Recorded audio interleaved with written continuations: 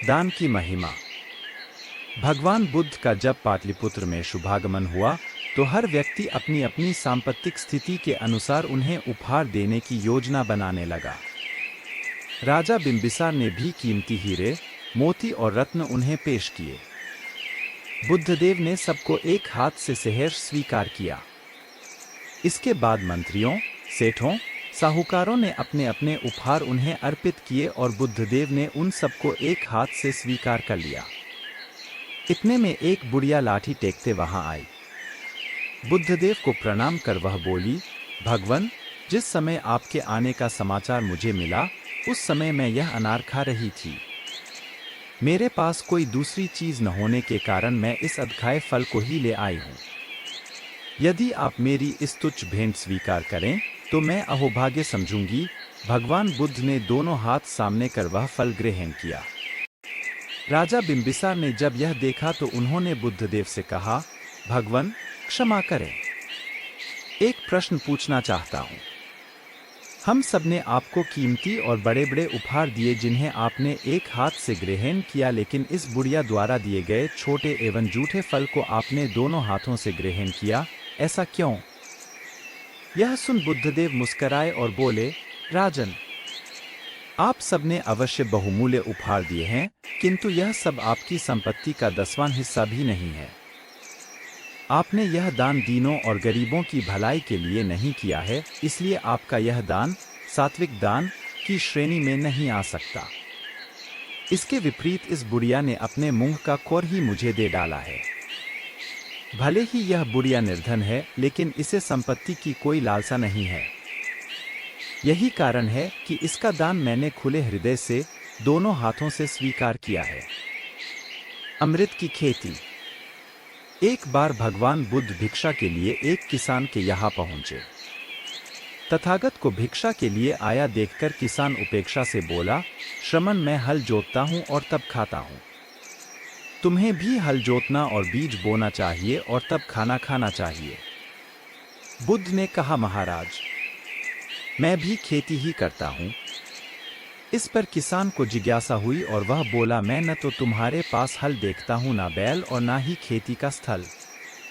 तब आप कैसे कहते हैं कि आप भी खेती ही करते हो? आप कृपया अपनी खेती के संबंध में समझाइए। बुद्ध ने कहा, महाराज, मेरे पास श्रद्धा का बीज, तपस्या रूपी वर्षा और प्रजा रूपी जोत और हल है। पाप भीरुता का दंड है, विचार रूपी रस्सी है, स्मृति और जागरूकता रूपी हल की फाल और पेनी है। मैं वचन और कर्म में संयत रहता हूँ। मैं अपनी इस खेती को बेकार घास से मुक्त रखता हूँ और आनंद की फसल काट लेने तक प्रयत्नशील रहने वाला हूँ। अप्रमाद मेरा बैल है जो बाधाएं देखकर भी पीछे मुंह नहीं मोड़ता है। वह मुझे सीधा शांति धाम तक ले जाता है। इस प्रकार मैं अमृत की खेती करता हूँ। परिश्रम और धैर्य। एक बार भगवान बुद्ध अपने अनुयायियों के साथ किसी गांव में उपदेश देने जा रहे थे। उस गांव से पूर्व ही मार्ग में उन लोगों को जगह बहुत सारे गड्ढे खुदे हुए मिले।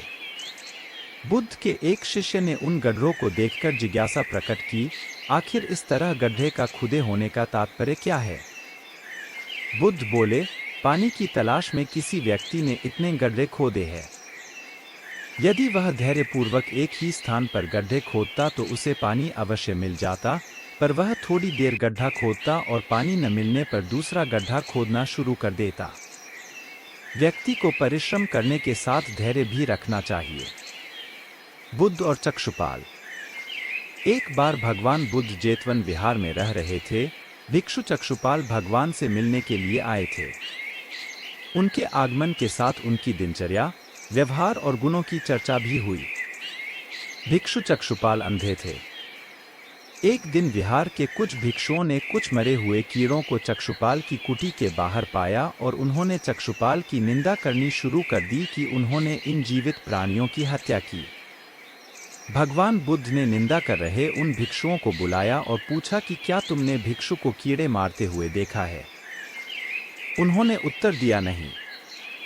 इस पर भगवान बुद्ध ने उन साधकों से कहा कि जैसे तुमने उन्हें कीड़ों को मारते हुए नहीं देखा, वैसे ही चक्षुपाल ने भी उन्हें मरते हुए नहीं देखा और उन्होंने कीड़ों को जानबूझकर नहीं मारा है, इसलिए उनकी भर्त्सना करना उचित नहीं है। भिक्षुओं ने इसके बाद पूछा कि चक्षुपाल अंधे क्यों हैं? उन्होंने इस जन्म में अथवा पिछले जन्म में क्या पाप किए? भगवान बुद्ध ने चक्षुपाल के बारे में कहा कि वे पूर्व जन्म में एक चिकित्सक थे। एक अंधी स्त्री ने उनसे वादा किया था कि यदि वे उसकी आंखें ठीक कर देंगे तो वह और उसका परिवार उनके दास बन जाएंगे। स्त्री की आंखें ठीक हो गईं, पर उसने दासी बनने के भय से यह मानने से इनकार कर दिया। चिकित्सक को तो पता था कि उस स्त्री की आंखें ठीक हो गई हैं, वह झूठ बोल रही है। उसे सबक सिखाने के लिए या बदला लेने के लिए चक्षुपाल ने दूसरी दवा दी। उस दवा से महिला फिर अंधी हो गई। वह कितना ही रोई पीटी, लेकिन चक्षुपाल जरा भी नहीं पसीजा। इस पाप के फलस्वरूप अगले जन्म में चिकित्सक को अंधा बनना पड़ा।